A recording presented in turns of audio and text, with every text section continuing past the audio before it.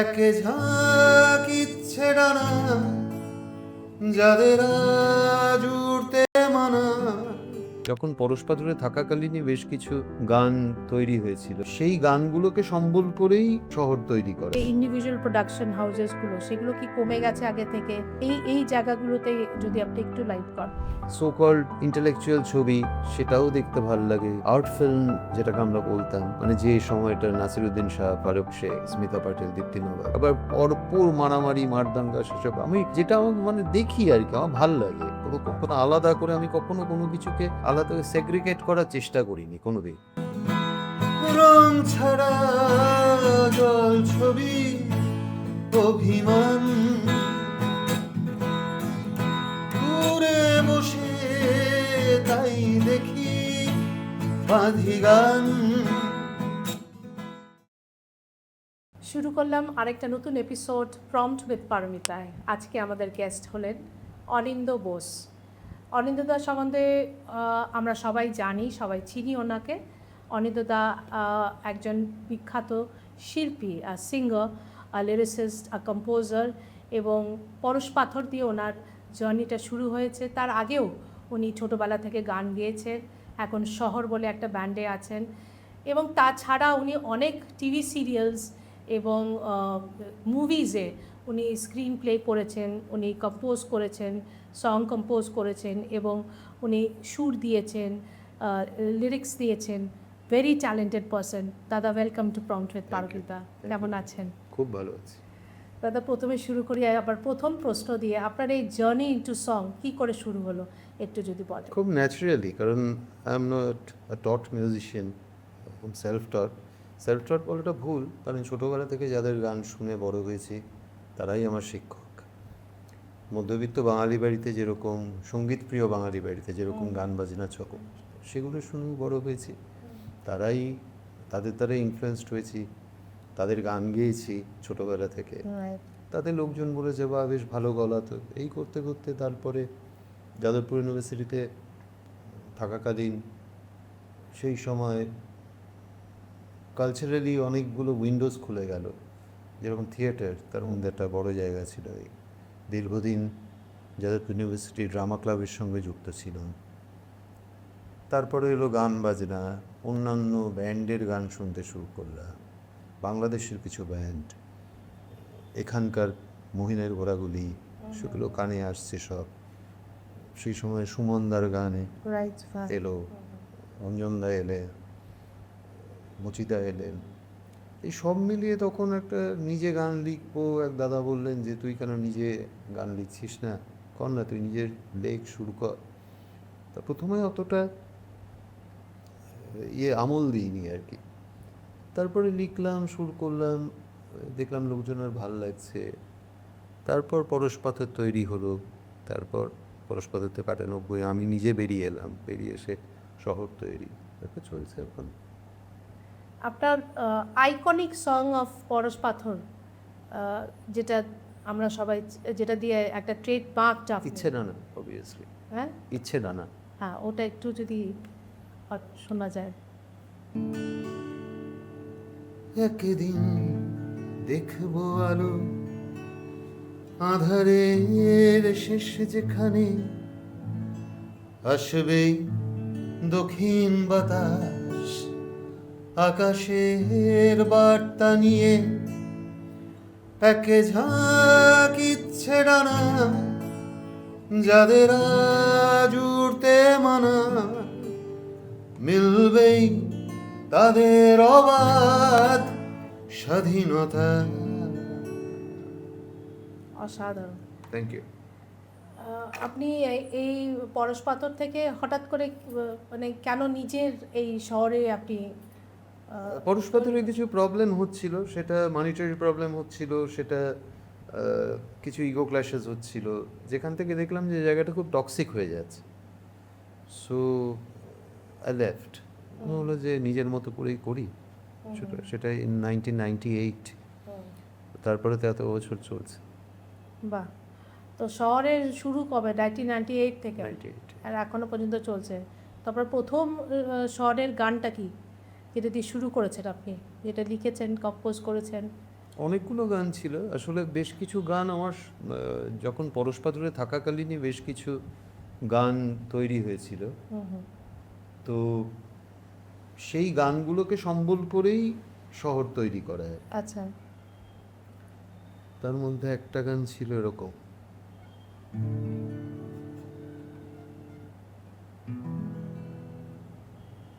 এই গানটার নাম ছিল ফেলটুস। ফেলটুস, আচ্ছা। হিসেবে তোমার নিশ্চয়ই কোনো গোলমাল হয়েছিল, হিসেবে তোমার নিশ্চয়ই কোনো গোলমাল হয়েছিল, রামশ্যাম যদু মধুর সৃষ্টিটায় ছিল বিশ্বাস, ছিল উত্তম, দিয়ে দিলে তাই লাট্টুতে দম, দুপে এগুলো সব মাটি করে দিল। এ মা, এ মা, ছি ছি তুমিও আমারই মতো অঙ্কতে কাঁচা। এ মা, এ মা, ছি ছি তুমিও আমারই মতো অঙ্কতে কাঁচা।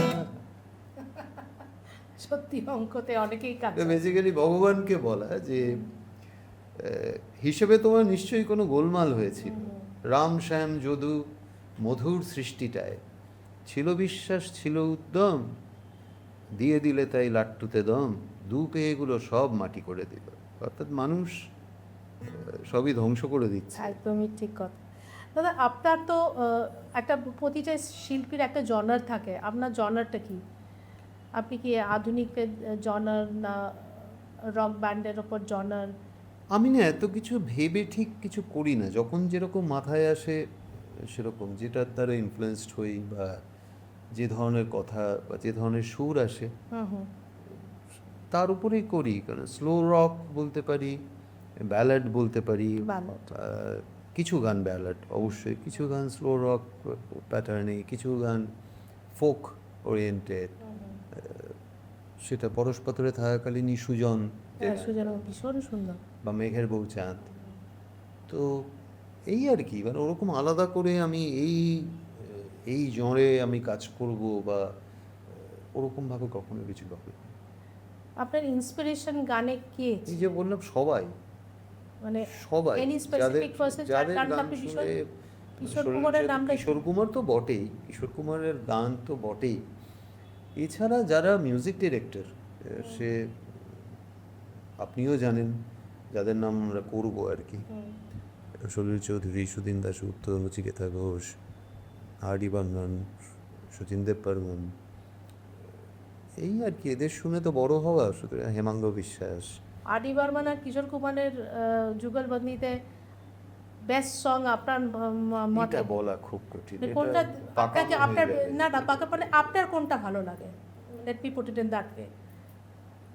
অনেক গানই ভাল লাগে, ওরকমভাবে আলাদা করে কি বলা যায়, কোন গানটা মনে করছে। প্রেম জনারের কোনো গান যেটা ভালো লাগে আপনার, ভালোবাসার কোনো গান?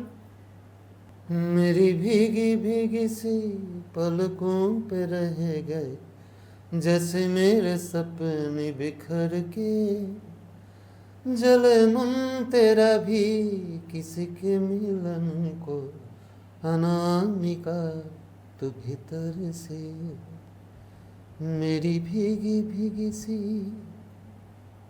এই গানটা ভীষণ প্রিয় গান। तुम जो कह दो तो आज की रात चांद डूबेगा नहीं, रात को रोक लो, रात की बात है और जिंदगी बाकी तो नहीं, तेरे बिना जिंदगी से कोई शिकवा ওয়াও, तो नहीं, शिकवा नहीं, शिकवा नहीं, शिकवा नहीं। Beautiful beautiful. আপনার গলায় এত সুন্দর, গানটা ভালো লাগলো শুনে, থ্যাংক ইউ। অনেকদিন পর শুনলাম গানটা। আচ্ছা, আপনি তো ব্যালাড এবং ফোক, এই ফোক অ্যান্ড ব্যালাড এই দুটো আপনি মেনশন করেছেন। What is the difference between ballad and? Ballad মানে হলো আমি একটা গল্প বলছি, ওকে। কোনো একটা মানুষের গল্প বলছি। যেরকম সে অঞ্জন দত্তর বেলাবুস, আচ্ছা দ্যাটস আ ব্যালাড। আচ্ছা, বা কোনো একটা ঘটনার গল্প বলছি, আপনার সেটা ব্যালাড ballad। আছে তো নিজে? হ্যাঁ, আছে আমার। একটু একটু বেলাবোসকে নিয়ে আমার একটা ব্যালাড আছে, মানে যেটা অঞ্জনদার বেলাবোস আমরা সবাই শুনেছি। তো একদিন হঠাৎ মনে হলো যে এত বছর ধরে আমরা বেলাবোসকে দোষারোপ করে এসেছি, এ ছেলেটাকে ডিচ করেছে করেছে, কিন্তু কখনো আমরা এটা ভাবিনি যে ফোনের অন্য প্রান্তে বেলা কেন চুপ ছিল, বেলা কেন কাঁদছিল। তো সেখান থেকে আমার একটা গান হলো আর কি, জন্ম হলো। এই গানটা ইউটিউবে আছে, বেলা শুধু জানে। নিবিড় কেবিনে মুখোমুখি পর্দা টানা, বেলাবোস খুঁজছে আজ সেই ঠিকানা। নিবিড় কেবিনে মুখোমুখি পর্দা টানা, বেলাবোস খুঁজছে আজ সেই ঠিকানা। সেদিন টেলিফোন ছিল ভীষণ শাসনে, ছিল কান্নারা ঘরে এক কোণে, নিরুপায় অসহায় কতটা তা বেলা শুধু জানে।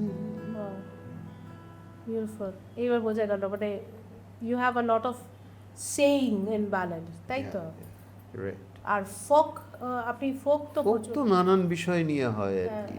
মানে ফোক ঠিক বলবো না, লোকগান ঠিক বলবো না, মানে আমরা তো লোকগান বলতে গ্রাম বাংলার প্রেক্ষাপটে বুঝি, বা রিজিওনাল যে প্রেক্ষাপট, রুরাল এরিয়ার যে প্রেক্ষাপট, সারা ভারতবর্ষ জুড়েই যদি ধরি বা পৃথিবী জুড়েই যদি ধরি আর কি। শহর ওরিয়েন্টেড যারা বাসিন্দা, শহরের বাসিন্দা, তাদের অন্যরকম লোকগান আর কি, তারাও তো লোক, সেটাকে লোকগান ধরবে। কিন্তু ফোক শুনে ইনফ্লুয়েসড হওয়া কিছু গান আমার হয়েছে। তেসরা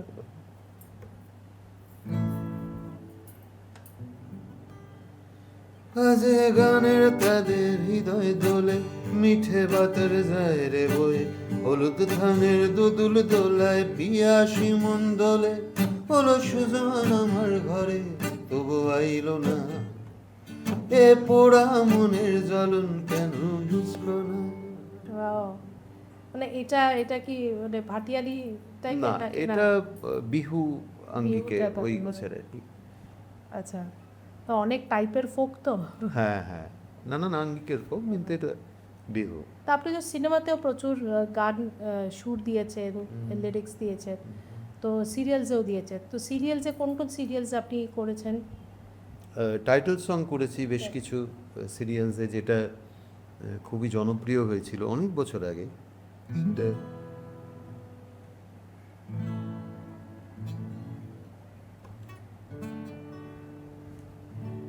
চুনি পান্না বলে একটা সিরিয়াল, হ্যাঁ, চুনি পান্না, হ্যাঁ। তো সেটার টাইটেলটা আমার করা ছিল। আচ্ছা, চারদিকে যা ঘটছে দাদা পাচ্ছে বেদম হাসি, সেই আনন্দে টিভির পর্দায় মুখ দেখাতে আসি। গুমরা মুখে আর না থেকে বলছি আমরা শুনুন, এলো চুনি এলো পান্না, কান্নাকাটি ভুলুন। Lovely lovely. আর এখন সিনেমার গানগুলো তো ফোর্স করেছেন, তারপর আরো এখানে গান করি না, আমি স্ক্রিপ্ট রাইটার হিসেবে কাজ করি। writer। তো সিনেমাতে কি কোথাও সুর বা কিছু দিয়েছেন? আপনি সমানে আমাকে গান গাইয়ে চলেছেন। না না, গান This was গায় না, done. এগুলো অনেকে জানে না। না, আমি না, কেন হ্যাঁ, এটা আমি অনেক করছি? সুর করেছি, অনেক সিনেমায় স্ক্রিপ্ট লিখেছি, সুরকার হিসেবে কাজ করেছি। যেরকম গভীর গোপন বৃষ্টি বলে একটা ছবি ছিল, সেটায় খুব চ্যালেঞ্জিং ছিল সেটায়, কারণ তার যে ডিরেক্টর যিনি নরোত্তম প্রসাদ শীল, নরোত্তম খুব রবি ঠাকুরের গান ব্যবহার করছে। তা আমাকে বলেছিল অনিন্দদা তোমাকে কিন্তু এইভাবে করতে হবে রবি ঠাকুরের গান, কিন্তু আমাদের সিনেমায় যে সিকোয়েন্স আছে সেই অনুযায়ী। That was very challenging for me. আচ্ছা, সেইখানে গান খুব ইয়ে হয়েছিল, খুবই জনপ্রিয় হয়েছিল, ভালো লেগেছিল মানুষের। তারপরে একটা ট্যাক্সি নাম্বার 4018 না এরকম বলছে, তমাল দাশগুপ্তের একটা ছবি এসেছিল, সেখানে একটা গান, তার মিউজিক ডিরেকশন আমার ছিল, তো সেখানে একটা মৌলিক গান ছিল যেটা আমিও গেয়েছিলাম, রূপঙ্করকে দিয়েও গাইয়েছিলাম। আচ্ছা, তো সেইটা একটু এরকম চলো যাই বলে, ট্রাভেল সং। চলো যাই যত দূর চোখে যায়, চলো যাই যদ্দূর মন চায়, উড়িয়ে ধুলো বালি কালো ধোঁয়া, যেখানে আকাশ মাটি ঠোঁট ছোঁয়া, চলো যাই যত দূর চোখে যায়, চলো যাই যদ্দূর মন চায়, উড়িয়ে ধুলো বালি কালো ধোঁয়া,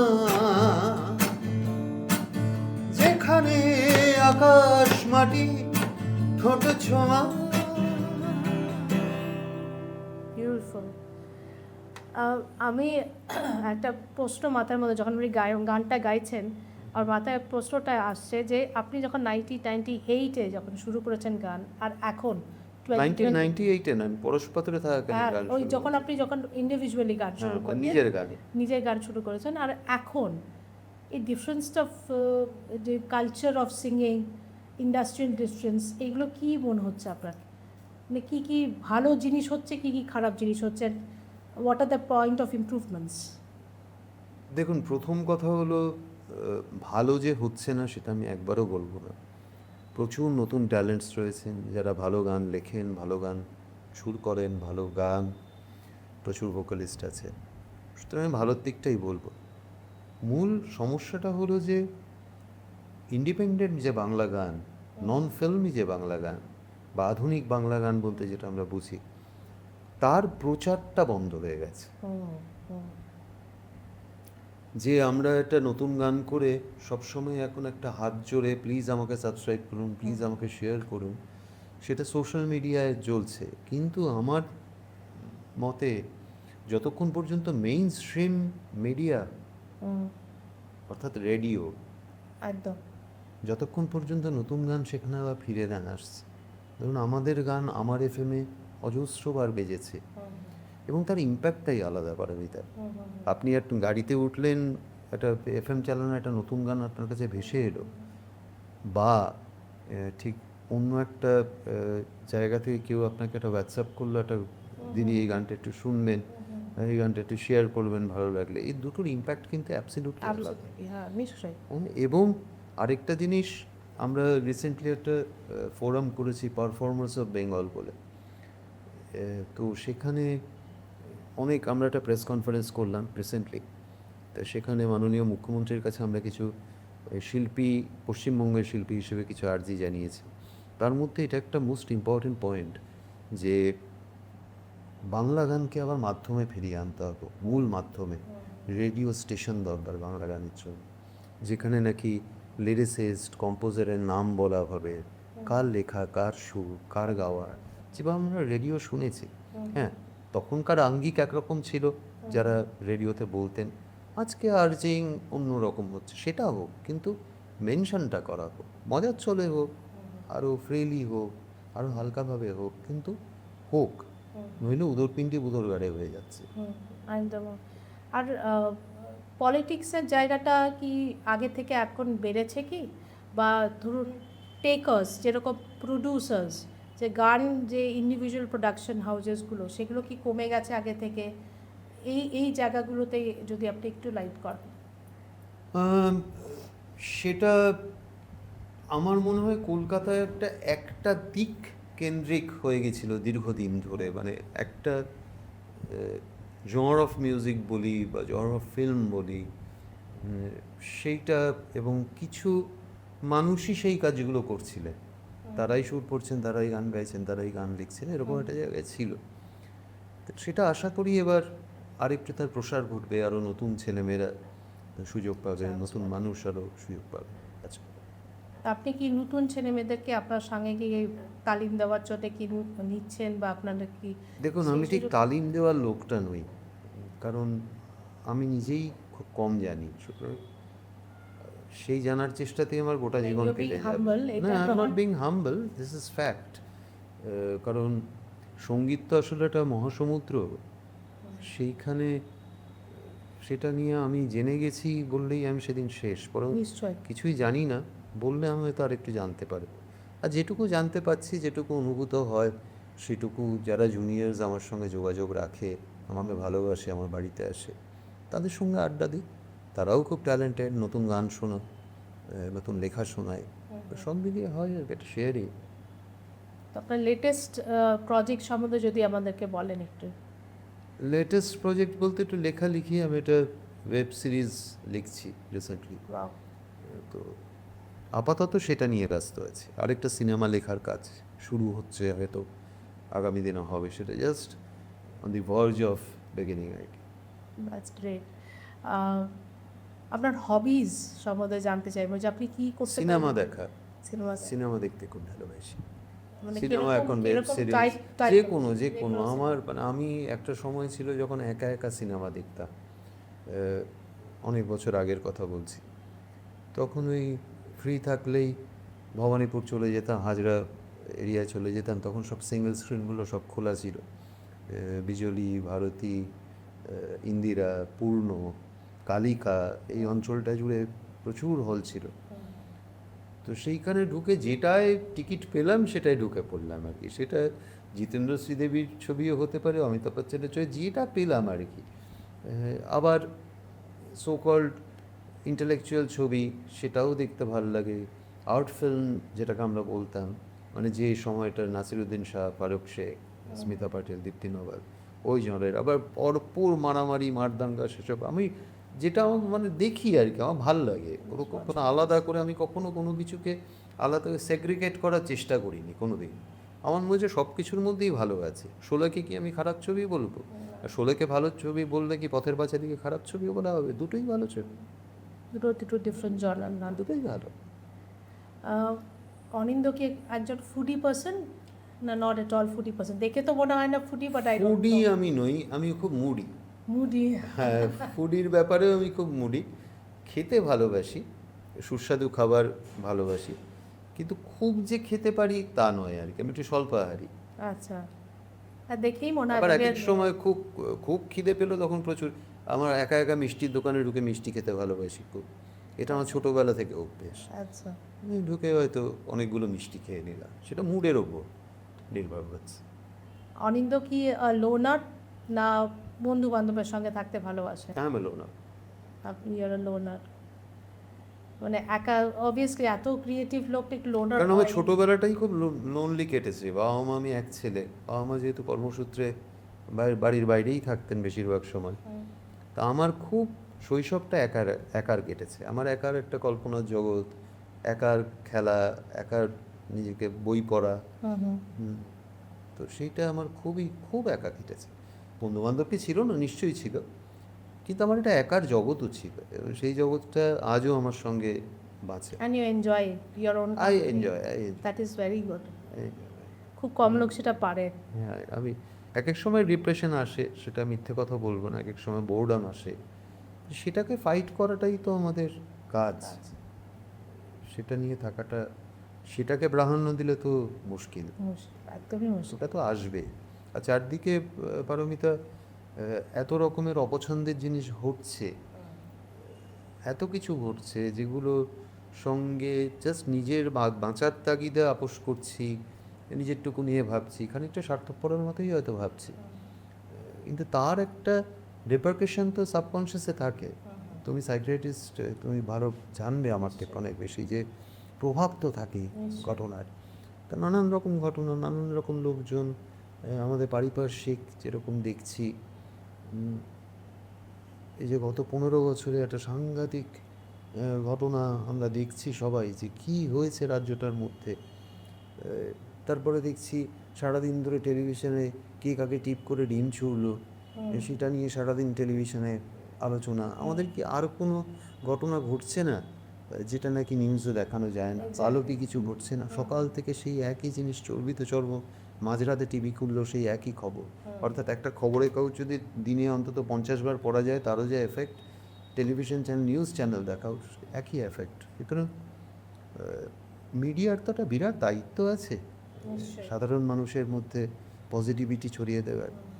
এখন একটা জিনিস আছে, এটা ঠিক খাবে না, নেগেটিভ টিআরপির ব্যাপারে, টিআরপি ওরিয়েন্টেড খবরের দোকান যদি হয়ে থাকে, তাহলে খবরের দোকান, আমি সেই দোকানে যাবো না, দ্যাটস ইট। খুব ভালো লাগলো তোমার সঙ্গে কথা বলে অনিরুদ্ধা। বিফোর উই কনক্লুড, একটা তোমার নিজের পছন্দের একটা গান শুনবো। এটা প্রেমের গান শোনাই? হ্যাঁ, নিশ্চয়ই। জলে তোর টলমল চোখের কাজল, কতটা কান্নার গানে বাঁধি বল, বাকি তাও থেকে যায় অনেকে অথই, সে নদীর কিনারে আমি কেউ নই।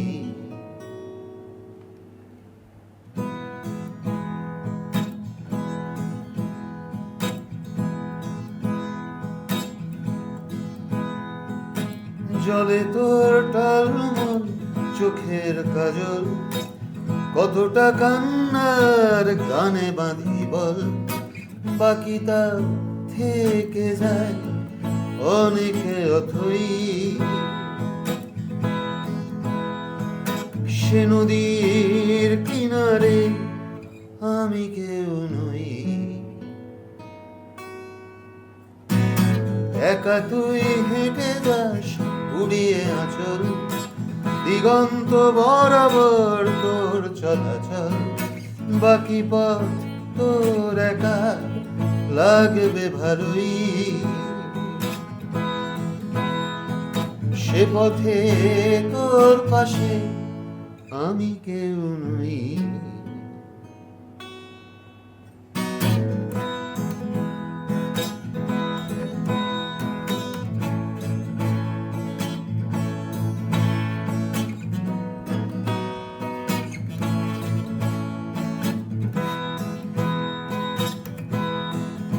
দূরে বসে তাই দেখি বাঁধি গান, রং ছাড়া জল ছবি অভিমান, দূরে বসে তাই দেখি বাঁধি গান, রং ছাড়া জল ছবি অভিমান, স্বপ্নেরা নুড়ি পাথর হয়ে যা, চরাচরে অনাদরে পড়ে থাক, দেরি হওয়া বলতে এটাই নিয়ম, ক্লান্তির পায়ে পায়ে একলা জীবন, কে যেন শেষ না হওয়া আধখানা বই, যেখানে পরিচয় আমি কেউ নই।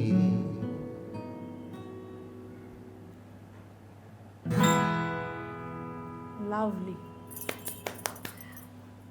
আচ্ছা, ভিউয়ার্সদের জন্য যদি কিছু বলেন, যারা নতুন বাডিং সিঙ্গার্স, যারা গান করতে চাইছেন, আপনাদের মতন গান করতে চাইছেন, তাদের জন্য যদি কোনো আপনার কাছ থেকে মেসেজ থাকে। কেউ কারোর মতো অ্যাকচুয়ালি হয় না, কারণ আমাদের যেরকম ইন্ডিভিজুয়ালি প্রত্যেকটা মানুষ আলাদা, প্রত্যেকটা মানুষের ইমোশনাল যে এক্সপ্রেশন সেগুলো আলাদা। তো নিজের কাজের প্রতি অনেস্ট থাকাটা, যেটা সহজাতভাবে আসছে সেটাকেই সত্যরে লও সহজে, সেটাই আলটিমেট এক্সপ্রেশন। সেরিব্রালি আর্টের এক্সিকিউশন হয়, আর্ট জন্মায় না, আর্ট হৃদয় থেকেই জন্মায়। আর সেই হৃদয় থেকে জন্মালে সারা পৃথিবীর মানুষের হৃদয় irrespective of language barriers, irrespective of কাঁটাতার, সমস্ত কিছু ছাড়িয়েই একটা ভালো গান, একটা ভালো সুর মানুষকে ভাবায়, মানুষকে ভালো লাগায়, মানুষের সুখ দুঃখের সাথী হয়। যারা নতুন কাজ করছো বা করছিস বা করছেন, প্রত্যেকের প্রতি আমার শুভেচ্ছা রইল। ভালো গান হোক, ভালো লেখান, ব্যাস। Thank you so much. আপনাদের যদি আজকের এপিসোড ভালো লেগে থাকে প্লিজ সাবস্ক্রাইব করবেন, শেয়ার করবেন, লাইক করবেন, কমেন্ট করবেন এবং জানাবেন অনিন্দকে কেমন লাগলো। Thank you so much. Thank you Anindya. Welcome.